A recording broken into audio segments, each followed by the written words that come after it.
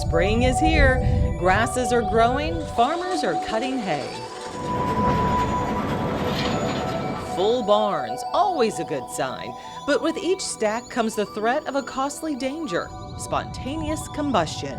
When you have a barn with $300,000 worth of hay in it and it combusts, you're in trouble. Stuart Beam grows 9 hay varieties across 5 counties. That would put somebody like me out of business if something like that was to happen. Combustion happens when hay that's too wet gets hot and ignites. Most producers run into an issue 2 times a year, but the primary time is early summer, late spring. This time of the year, you have low humidity, and that leads people to think that hay is going to dry really well. It might get to 80 during the day, but the drop-off for 16 hours of the day during the night is pretty dramatic. So you don't have that growing degree unit, as the row crop guys say, that you would need to really cure hay. And then the third issue that I look at, and I think it's one of the main causes, is that what makes up that plant this time of year? Well, it's about 90% moisture. And the moisture that's in that plant this time of year is very sugary. It has a lot of cellulose in it. It's low in fiber. And it just takes a lot to get that kind of a product to dry. And it might feel dry, but it's not. You have to really peel the layers back on that stem and look at the true moisture inside of it.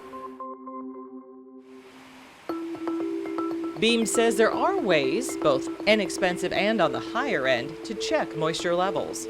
We found the Gazika moisture meters that are built in Australia. They're a microwave moisture meter. They never touch the hay. They shoot microwave waves through that bale, and it gives you a true moisture reading, and it factors in your humidity and everything to give you that true reading. For another producer that doesn't have the moisture meter equipment like we do, or may not have any moisture meter equipment or preservative equipment, the best thing that they can do is spend $50 at Lowe's. You can buy an infrared thermometer gun, you can buy a wood moisture meter, it's called a pin moisture meter, and buy a stick of rebar.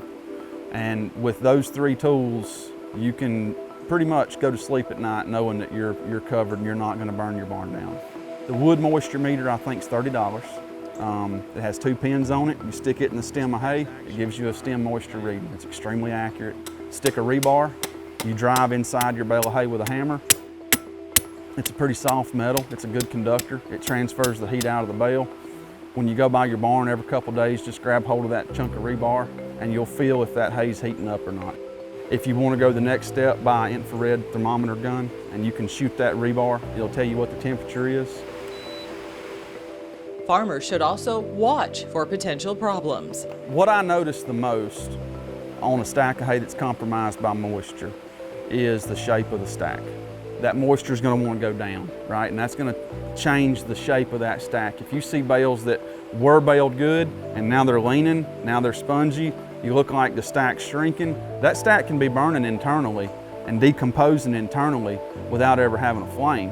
And if you ignore your stack for a month and you come back and it's 2 foot lower than it was, then that hay's melting inside and eventually it will combust. Simple steps that could avoid big losses. It's our livelihood sitting in the barn. We want to monitor it, know what's happening in that stack, and avoid any issues. You hear about it, I mean, it's not an uncommon thing. And it can happen to anybody at any time just by taking a chance and not watching it.